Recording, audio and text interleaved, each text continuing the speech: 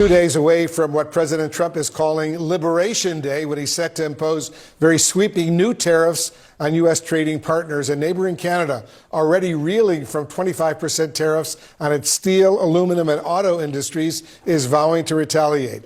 Joining us now is Andrew Furey, the Premier of the Canadian province of Newfoundland and Labrador. Premier, thank you so much for joining us. First of all, how would you like to see Canada respond to yet another round of Trump tariffs? Well, I think it's important, Wolf, for people and your viewers to understand that Canadians never asked for any of this.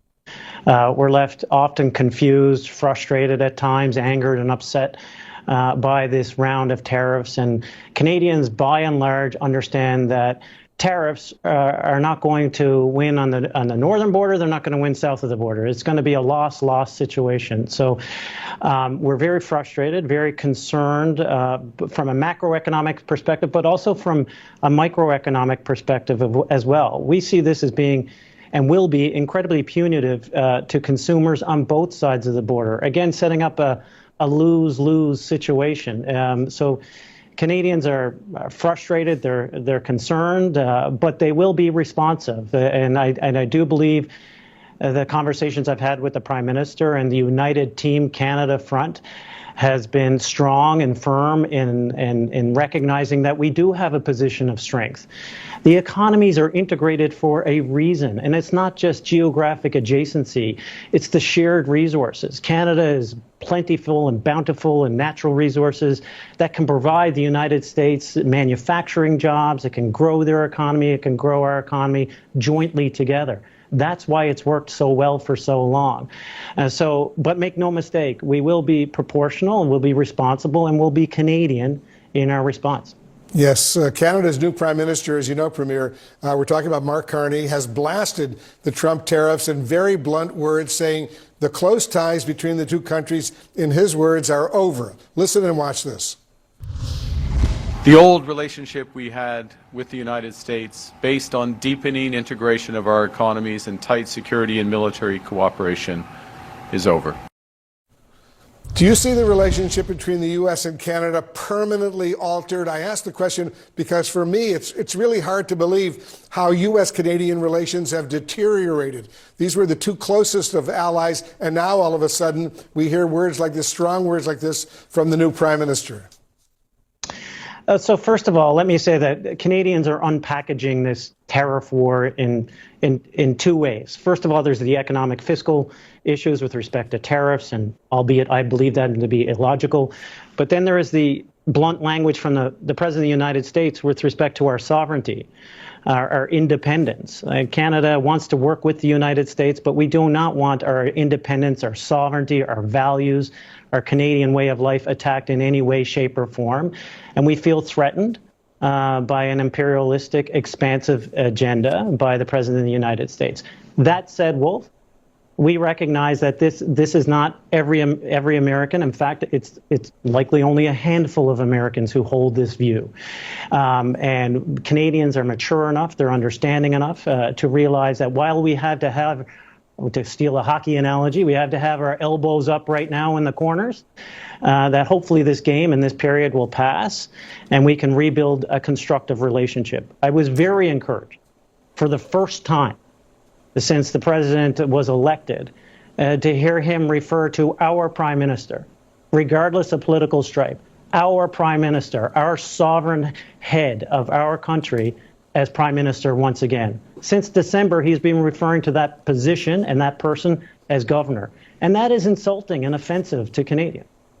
Governor, because he pretends that Canada is going to be the 51st state of the United States. He used to call Prime Minister Trudeau governor, governor, governor, not premier or prime minister. It's really very, very insulting to Canada indeed. How are Canadians reacting on a personal level to these kinds of comments? So it's incredibly hurtful. I can speak personally, as a father and who married an American. For me, this is actually very personal. I did some of my surgical training in Baltimore, Maryland. My daughter was born in Baltimore. She's a natural citizen. She could be President of the United States someday. Obviously, I married an American. All my children are dual citizens. So it's it's confusing and hurtful for me as an individual, but Canadians at large are incredibly offended. There is a moment of national unity and pride in the country of Canada that I have not seen in my entire life. And I do think that we are worried about the rhetoric from the President of the United States. But make no mistake, the sovereignty of our independent, proud nation will never be jeopardized. What's confusing, Wolf, is that the relationship has been so strong. I mean, here in Newfoundland and Labrador, we welcomed 10,000 stranded passengers during 9/11. We've fought side by side in 2 world wars in Korea and Afghanistan, and would continue to kind of grow that relationship because it's built on shared values of democracy, of freedom, of independence, and of justice. And to see that being eroded is very troublesome to Canadians. Yeah. I've always considered Canada to be America's #1 closest NATO ally, and to see this relationship deteriorate as it has over these past few months is really depressing. And as a young boy growing up in Buffalo in Western New York on the border with Canada, I used to go to a lot of Buffalo Sabres hockey games, and before all of the games, not only did they play the U.S. national anthem, they played "O Canada," because almost all of the hockey players were Canadians. And I used to wonder, why are they playing "O Canada" in the United States? And that's what my dad and my friends always explained to me. Canada's a separate country, but so many of the players are Canadians, and we have to honor them. It was just something I grew up with in Buffalo. Yeah, it's the most important relationship in the world. It's an example how neighbors can work together, and that doesn't exist throughout the geopolitical context. It has been to date a beacon of hope, a beacon of democracy, the strength of our partnership in protecting not just North America, but the world. And I have to believe, Wolf, that we will get through this. And while Canadians are angered and offended, particularly by the attack on our sovereignty, confused and frustrated by the economic issues, but more concerned and by the attack on our independence, I have to believe that once this rhetoric settles, and once rational, logical, mature heads prevail, that the strong historic friendship between the United States and Canada can not only be resolved, but be strengthened. So no wonder Donald Trump and MAGA are feeling pretty angry at Canada. But what concerns me is the targeting of Canadian citizens who are crossing the border to work or to visit. We have seen too many stories of citizens being pulled out of airport lines and being fingerprinted and deported as though they were criminals. Citizens being kidnapped through illegal detention by ICE. And it's not just Canadians. We see the attack on backpackers, students, doctors, professors. I am here today to say to Canadians to avoid travel to the United States if at all possible, and to call our government to stand up for our Canadian citizens who are being denied their rights by arbitrary detention in the United States today. Canada must stand up for our citizens and for the rule of law. Because what we're seeing, for example, with cops pulling over the folk duo Cassie and Maggie to harass them for being Canadian, is not the actions of a democratic nation. People whose phones are being seized and searched for any kind of incriminating evidence that they're somehow progressive or woke, that's not the actions of a democratic nation. That is the creep of totalitarianism. That is the creep of fascism. And we need to call that out, because that is not what happens in a nation governed by the rule of law. It's been pretty clear that what Donald Trump and the MAGA ideology are focused on is the politics of fear, of keeping their people disoriented and frightened of the border, frightened of their neighbors.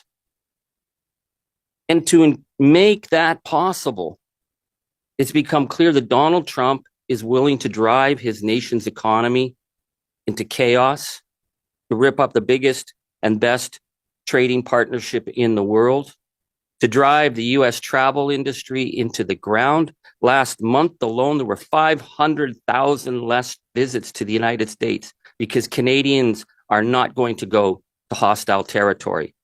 And so what do the stories of arbitrary detention and arrest and throwing young women into freezing cells, handcuffed, send? It sends that the United States does not want to be involved in the world economy anymore.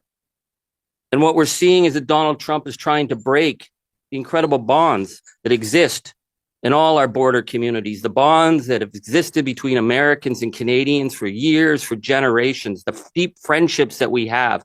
He's trying to make us the enemy of the American people. Well, Canada is not the enemy of the American people, but we are the enemy of fascism, and we are the enemy of the Donald Trump ideology. Canada is showing the world what it means to stand up, and ordinary Canadians are in the lead in this fight, and I'm super proud to call myself Canadian at this time. But it is vital that our leaders join this fight with us, that our leaders call out the arbitrary detentions and the denial of rights of citizens, not just Canadian citizens, but all citizens. Because we know if he can get away with this, there's no reason that a Canadian or German or someone from the UK isn't going to be picked up and deported to some El Salvadorian concentration camp, because that is what's happening in the United States with the complete abdication of the rule of law. Canada is a country of the rule of law. Canada is a country of democracy. Canada must stand firm at this time. I urge people not to travel to the United States, but to keep the boycott, to keep strong,